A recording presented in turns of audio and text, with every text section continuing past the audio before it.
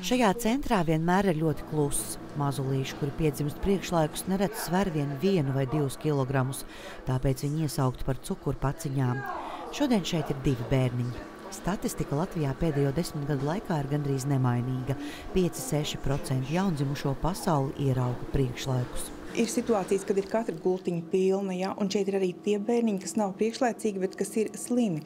Viņiem var būt gan infekcijas, gan pneimonijas, gan iedzimtas problēmas, kāpēc arī laikā dzimuši bērniņi nonāk mūsu nodaļā. Ja? Tātad mūsu nodaļa ir draudzīga gan ļoti mazajiem, gan arī lielajiem, bet bērniņiem ar slimībām. Šajā centrā, tāpat kā daudz vietas slimnīcā, īpaši gaida jaunā A korpusa 2. kārtas pabeigšanu.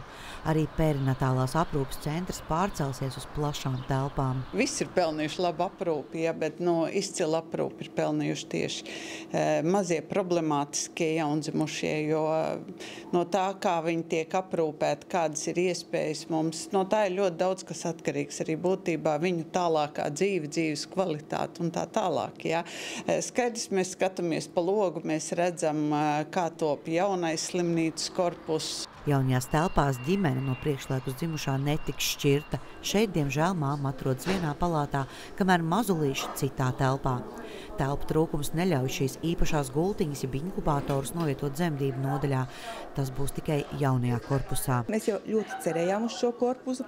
Pateicoties šim korpusam mums ir iepirkta aparatūra, ko mēs varam šobrīd izmantot šeit. Un bez šiem ķēnguru krēsliem mums ir nomainīta monitoru sistēma ar centrālo monitoru. Mums ir arī jauni ventilācijas aparāti un arī jauni šie inkubatori. Taču arī renovētajās telpās vecāki ar mazajiem var pavadīt daudz ilgāku laiku nekā līdz šim. Pie katra inkubatora ir ķenguru krēsls mammai vai tētim. Tajā vecāki pavada stundām ilgi turot mazo sev uz krūtīm. Savukārt jaunā monitoru sistēma ļauj sekot līdzi pat vismazākajām izmaiņām bērniņa elpošanā vai sirdsdarbībā un ātri reaģēt. Aija Kīns, Jānis Goldbergs, Latvijas televīzija.